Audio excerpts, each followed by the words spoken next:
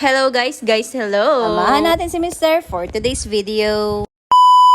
Sabi ko nga sa mister ko, magpasalamat siya kasi akong kasama niya. Dahil nga sa init ng panahon ay kaya ko pa rin dagdagan ng init ng ulo niya. Ang purpose ko nga dapat ay tagabuhat at katulong niya. Pero dito nga sa aming Avanza ay hindi yun ang ganap ko sa buhay niya. Gusto lang daw niya ng kakwentuhan para hindi siya mainit. Di pinasok ang kwentuhan na yung ginawa namin kagabi. Tapos sabi niya, wag daw yun dahil pang bahay lang yung ganong usapan. Di ko alam kung bakit ganon ang isip niya. Minasage ko lang naman siya nung gabi. Medyo napaisip nga ako kung ako pa ba yung katabi niya. Dito nga tinuturo pa niya yung hindi namin lupain. Ito nga yung lupa na hindi namin pag-aari. Ito kasi ang daan papunta sa aming didelivera. Parang one way nga ito. Bawal magkasalubungan. Pag nagkataon, mamimili lang kayo kung sino ang uurong ng malayo. Kahit nga dait pa ang lugar na ito ay hindi nakasama ang free delivery. Aba syempre malayo na sa sentro. Dadaan ka pa sa disyerto. Bago ka makapunta dito, pwede ka pa ngang mangisda. Kung gusto mo rin mag-ani ng palay ay pwede rin. Nang makarating nga kami dito sa aming dideliveran, ay binaba na nga ni Mr. ang Comportex na 6x60. Mabilisan lang ang deliver kasi sobrang init. Ay, sarap magkape. Di ko nga alam kung saan na ka magpapunta dito. Sabi ng asawa ko, shortcut daw ito pero para sa akin long cut dahil nga wala akong magawa sa buhay ko. Kailangan asarin natin si Mr. para hindi tayo mabori. Sabi nga niya, wag ko daw siyang molestahin sa gitna ng kalsada. Pag-uwi na nga lang daw para may laban siya. Dito pala ang labas nito sa likod ng probinsyal. Akala ko pa naman ay sa Talisay na. Ang sunod na deliver ay sa Vinsons. Nang araw na nga ito si Madam nag-o-order. Isang deliver pa lang nga kami pero gutom na ako. Sabi nga niya, hindi pa man lang bawas na ang tubo ko. Dito nga sa Big Bro, walang ibang available kundi Prof. Sa katanghalian niya, pwede nang pagtyagaan yan. Isang grand lang kasya na sa atin dalawa papuntang Vinsons. Ang napili ko nga flavor ay chocolate cream na may extra cream cheese. Malapit na nga tayo sa may Naogan Port. Ang order nga pala ni Mama ay isang LS2 at isang vanity dresser. Half na nga pala ang pagka-assemble. Ito na nga niya bubuin lahat. At habang ginagawa nga niya, nakikiusap sa akin si Ma'am. Lang very confidential. So ayan, vinidyo ko na siya. Thank you po sa pag-order. Alauna na nga ng hapon at di pa kami kumakain. At hindi pa rin kami nagsasain. Ganito po talaga kami mag-deliver simula noon. Hanggat di tapos walang kain. May iba kasi gusto nagmamadali. Kaya ngayon, pag nagmamadali, hindi ko na tinatanggal. At dumaan na nga kami sa Kanoreco para magbayad ng aming ilaw. At dito rin sa Burugtian para bumili ng ulam. Pag-uwi ngayon, magsasaing pa ako. Pero dadaanin muna namin ang aming babing iniwan. Iniwan nga sa kanyang lola. At pagkatapos ng kumain, ay simula na naman ang bakbakan. Sa maghapon nga na ito, puro bundle set. Kaya naman for the checking muna bago umalis. At ito na nga ang aming senyorita nagche-check. Sabi ko nga, iwan ka uli. Pero malapit lang naman ang Mercedes. Kaya nga sabi ko, madalian lang kami. Uunahin na nga namin yun sa Pandawan. Ang order nga ni Madam ay isang cabinet 2D at isang drawer na 6-layer color brown. At pagdating nga dito, may naamoy yung mister ko. Alam niyo na siguro kung anong amoy ng patis. At pagkapasok nga namin, siguro nakita na agad kami ng buyer. At tigil pa nga lang ay may sumalubong na sa amin. Ito nga'y sinayawan pa ng